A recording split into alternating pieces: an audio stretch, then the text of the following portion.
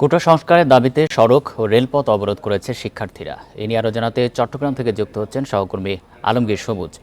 সবুজ, চট্টগ্রামে তো দেওয়ানহাটে রেলপথ অবরুদ্ধ করা হয়েছিল, সেই অবরোধ তারা এখনো ধরে রেখেছে কিনা, আর সড়ক পথেও তো শিক্ষার্থীরা রয়েছেন, সেখানকার পরিস্থিতি জানাবেন। এখন জন্ম সনদ দিয়ে খোলো বিকাশ স্টুডেন্ট অ্যাকাউন্ট, নিজের বিকাশ নিজে কর।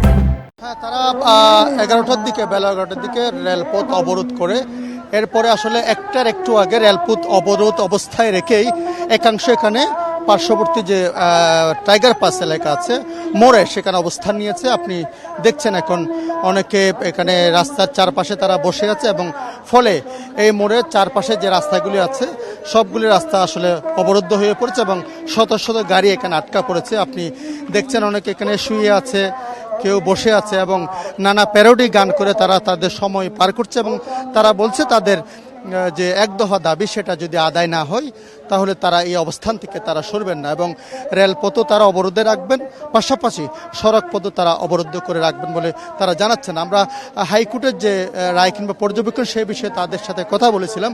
তারা বলছেন তারা হাইকোর্টের দিকে যাচ্ছেন না, তাদের একটা সুস্পষ্ট যে বক্তব্য সেটা হচ্ছে তাদের যে যৌক্তিক দাবি সেটা যদি মেনে নেওয়া না হয় তাহলে তারা তাদের অবস্থান থেকে সরবেন না।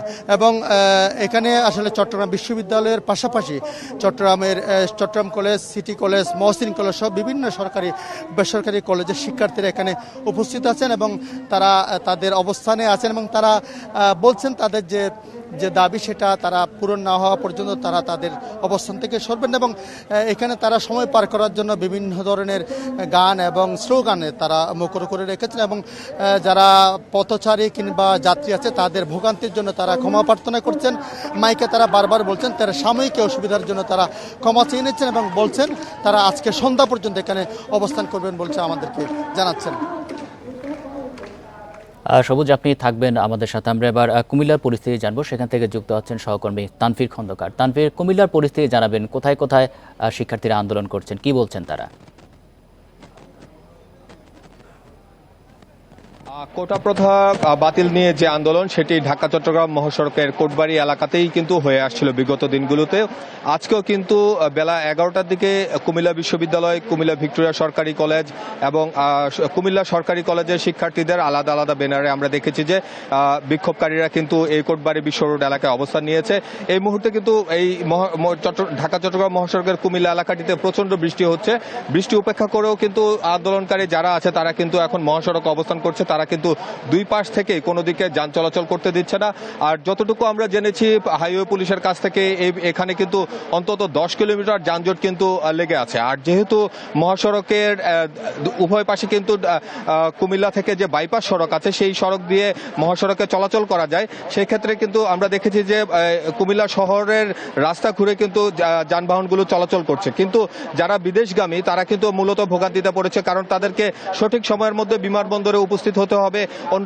অন্যদিকে যারা চিকিৎসার জন্য ঢাকায় যাবেন চট্টগ্রাম থেকে তারাও কিন্তু ভোগান্তিতে পড়েছেন। তারা কিন্তু বলছেন যে আসলে সময় মতো যদি তারা পৌঁছাতে না পারেন এই তারা কিন্তু চরম ক্ষতির শিকার হবে। তো সব মিলিয়ে দেখা যাচ্ছে যে একদিকে আন্দোলন চলছে, অন্যদিকে কিন্তু যানজটের কারণে ভোগান্তির শিকার হচ্ছে সাধারণ মানুষ। আন্দোলনকারীরা বলছে তারা এক দফা দাবি কোটা প্রথার বাতিল চায়, কিন্তু তারা এটিও বারবার ক্ষমা প্রার্থনা করে বলছে যে তারা কোনো জনভোগান্তি তৈরি করার জন্য এই যে আন্দোলন সেই আন্দোলনটি করছে না, সাধারণ মানুষের দাবি আদায়ের জন্য তারা আন্দোলনটি করছে। অন্যদিকে যারা ভোগান্তিতে পড়ছেন তারা কিন্তু বলছেন যে দ্রুত সময়ের মধ্যে এই ভোগান্তি থেকে যেন সাধারণ মানুষ মুক্তি পায়, তারা কিন্তু বারবার বলে যাচ্ছে। তো ঢাকা চট্টগ্রাম মহাসড়কের এখন যে অবস্থা সেটি হচ্ছে যে ঢাকা চট্টগ্রাম মহাসড়কের কুমিল্লার মুখী এবং ঢাকামুখী যেই পথগুলো সেগুলো কিন্তু সম্পূর্ণ বন্ধ হয়ে আছে। এই বৃষ্টির মধ্যে শত শত মানুষ কিন্তু আটকা পড়ে আছে। আমরা দেখেছি যে এই আন্দোলনের যে জায়গাটুকু এখানে অবরোধের এই অঞ্চলটি সেটি কিন্তু অনেকেই হেঁটে পার হয়ে বিপরীত পাশ থেকে ছোট ছোট সিএনজি অটোরিকশা নিয়ে কিন্তু তারা পার হচ্ছেন। অপরদিকে আমরা দেখছি যে এখানে একটি বাড়তি ভাড়ারও বিষয় আছে। সাধারণ মানুষ কিন্তু বাড়তি ভাড়া দিয়ে এই অঞ্চলটি পার হচ্ছে। আর পণ্যবাহী যানবাহন গুলো কিন্তু মহাসড়ক থেকে কোথাও সরতে পারছে না। তারা যেটি বলছে যে আসলে যতক্ষণ পর্যন্ত এই অবরোধ চলবে সেখানে কিন্তু তাদেরকে আটকা পড়ে থাকতে হবে। তাদের যে জ্বালানি খরচ সেটি বাড়বে এবং পণ্যের দামও বাড়তে পারে, অর্থাৎ দ্রুত সময়ের মধ্যে তারা এই অবরোধের যে শেষ সেটি কিন্তু চান। তো সব মিলিয়ে এখনো পর্যন্ত আন্দোলন চলছে, অবরোধকারীরা বৃষ্টিতে ভিজেই এখানে স্লোগান দিচ্ছেন এবং রাস্তা ব্যারিকেড দিয়ে রেখেছেন। তো এই ছিল আমার কাছে ঢাকা চট্টগ্রাম মহাসড়ক থেকে আন্দোলনের সর্বশেষ খবর। চট্টগ্রাম এবং কুমিল্লা থেকে জানাচ্ছেন আমাদের সহকর্মীরা।